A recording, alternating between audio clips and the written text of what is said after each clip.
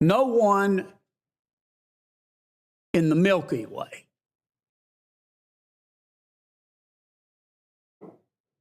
with the possible exception of one of Hunter's hookers believes that all you're interested in is a few documents. Is your end game to subpoena Clarence Thomas and make him appear before the Judiciary Committee? I just find this extraordinary. And I find the timing of this to be extraordinary. I think most of us can agree that America is this big, wide, open, free, sometimes dysfunctional, often imperfect, but always good country. And we all love it. But we're going through a rough patch. Inflation is gutting our people like a fish. Yeah, I agree with him.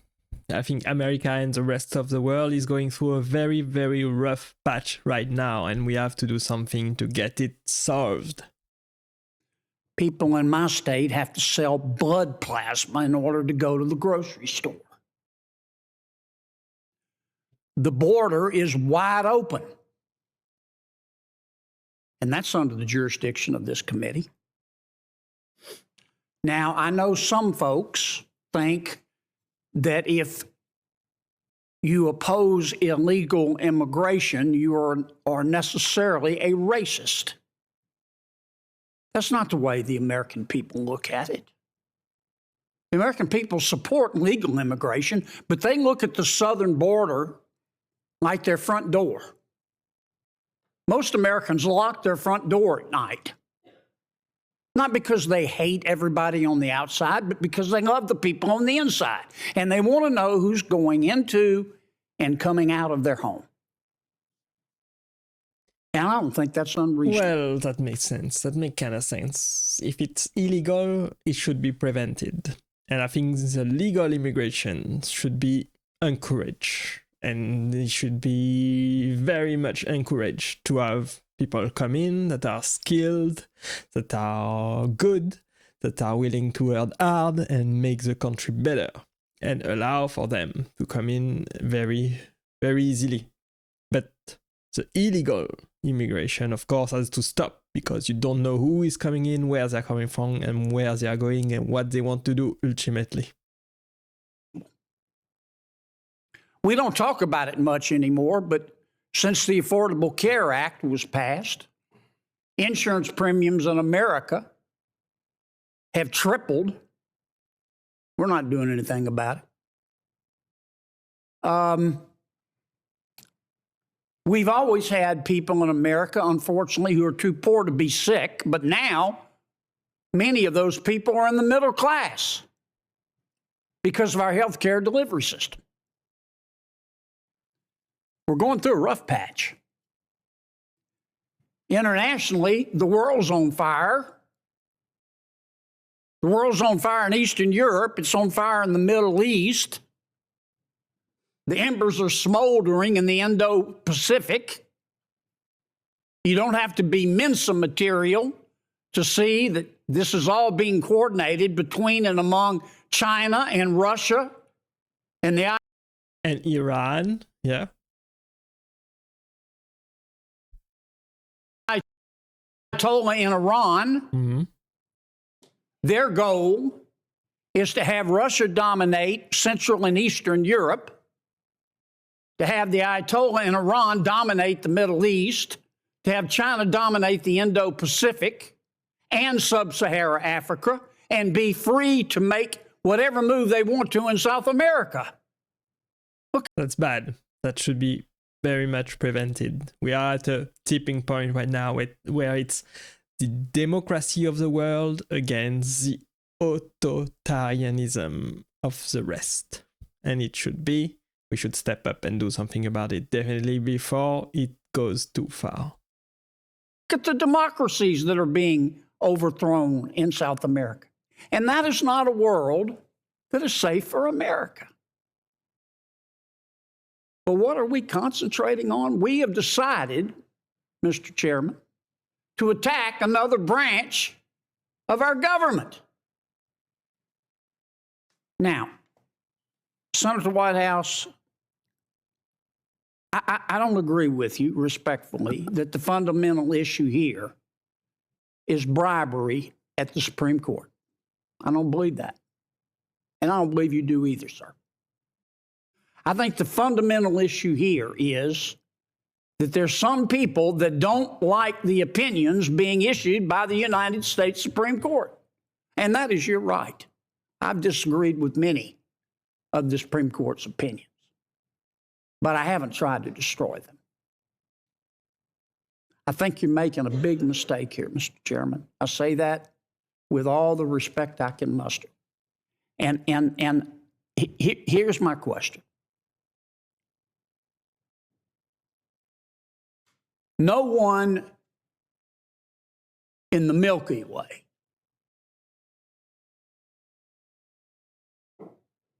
with the possible exception of one of Hunter's hookers believes that all you're interested in is a few documents.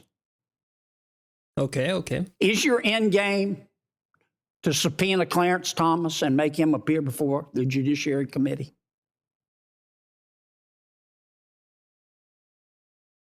Well, let's hear the answer.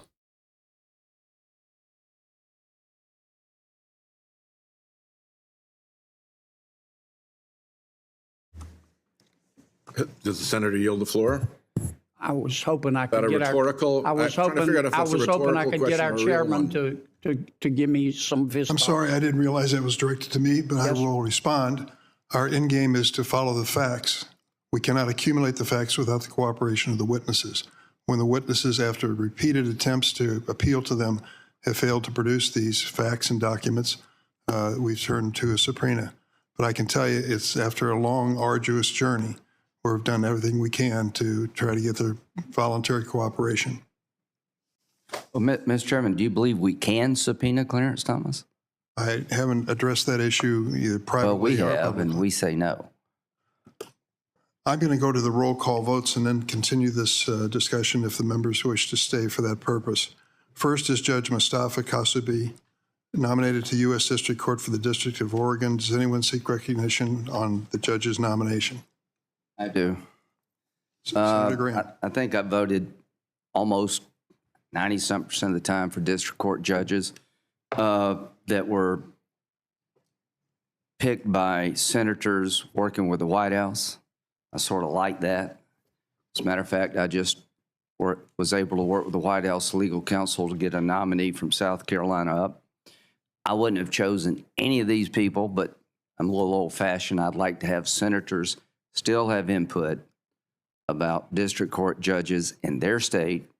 And when you're out of power. I think he's right about this. I think it's a right call. I think he made the right call regarding this issue. Yep. In the White House, we're working as best we can over here to find acceptable nominees. And I'm proud of what the committee's tried to do, and to the members in the minority, been, I think, very reasonable. These two are just way out of bounds. I mean, just like over the top out of bounds. I do not trust these two nominees to give me a fair trial because I think they're so indoctrinated in their liberal thoughts. And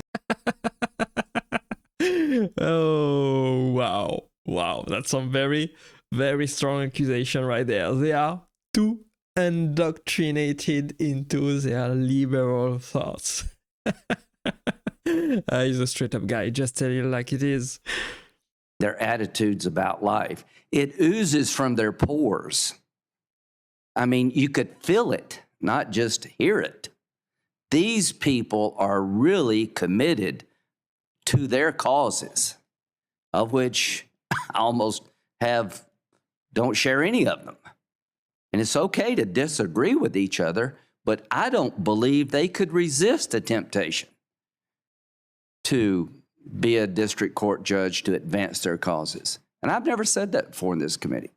But about these two, I believe that. So I'm voting no to both.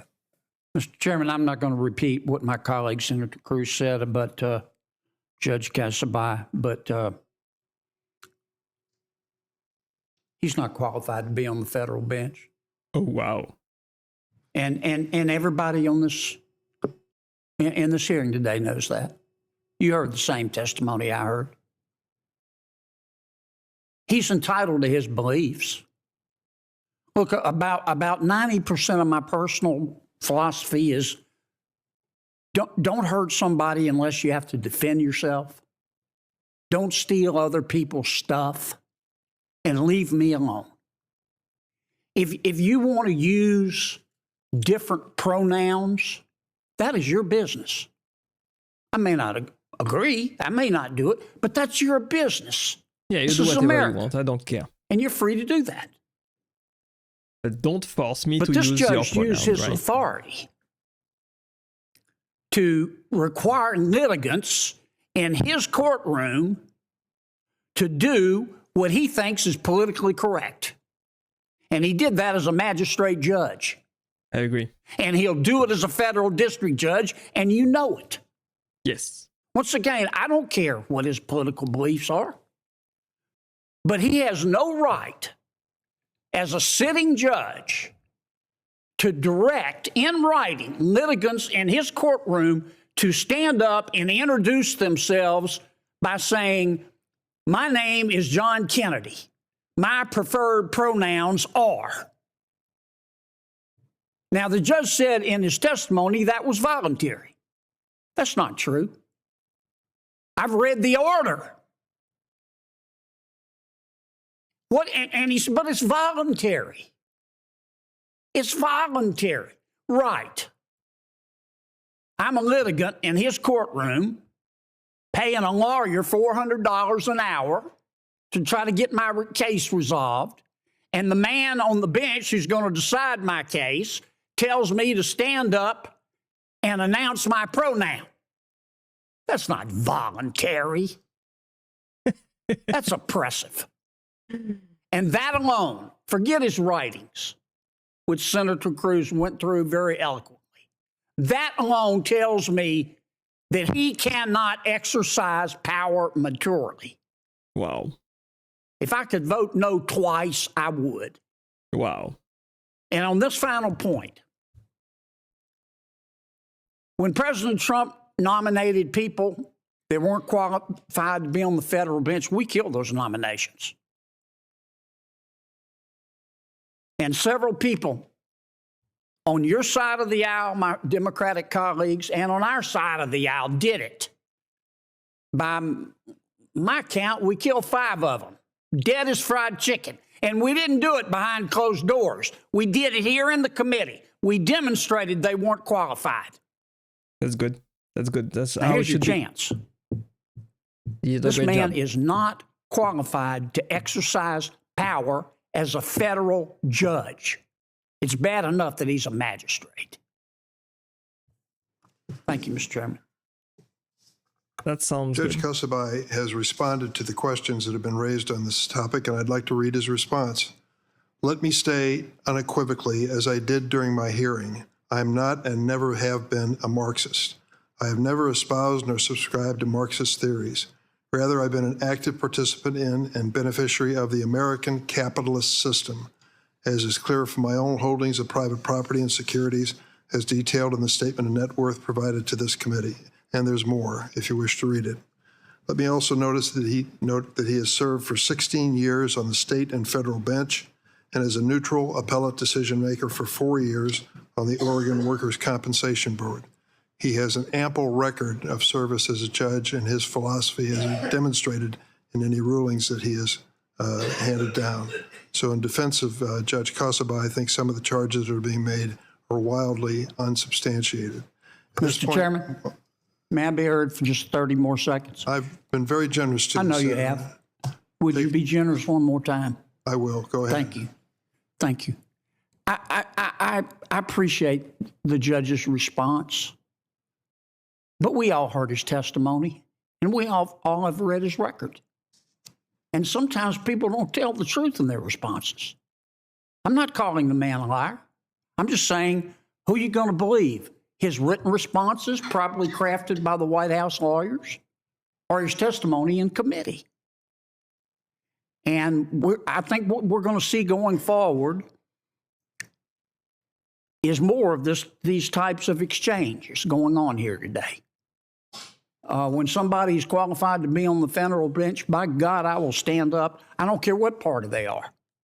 I was the lone Republican vote to confirm a nominee from Tennessee. I'm almost done, Mr. Chairman. Almost the 30 lone seconds. Republican vote.